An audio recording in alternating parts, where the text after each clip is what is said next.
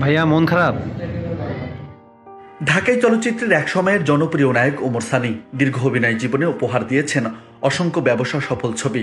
বর্তমানে নিজের রেস্টুরেন্ট ব্যবসা নিয়ে ব্যস্ত সময় পার করছেন তিনি। তবে এবার চোরের খপ্পরে পড়েছেন জনপ্রিয় এই নায়ক। সোমবার চিত্রনায়ক ওমর সানির বাসায় চুরির ঘটনা ঘটেছে। নগদ টাকাসহ 3টি মোবাইল সেট চুরি হয়েছে। এ ঘটনায় একটি সাধারণ ডায়েরিও করেছেন তিনি।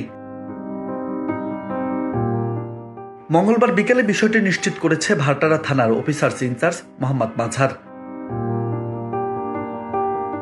চিত্রনায়ক ওমর সানি জানান, গতকাল সোমবার সকালে হাঁটতে বেরিয়েছিলেন তিনি। মিনিট 40 হাঁটাহাঁটির পর বাসায় ফিরে দেখেন তার ব্যবহৃত 2টি মোবাইল সেট, 22,000 টাকা এবং তার সহকারীর একটি দামি ফোন সেট চুরি হয়ে গেছে। তিনি বলেন, সকাল 8:40 দিকে আমি মর্নিং ওয়ার্কে বের হই।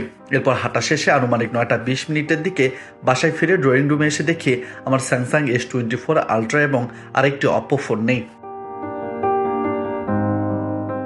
তিনি আরো বলেন, ড্রয়ারে 22,000 টাকা ছিল, সেটিও নেই। আমার PS আরিফ জানায় তার ব্যবহৃত ইনফিনিক্স মোবাইল ফোনটিও চুরি হয়েছে।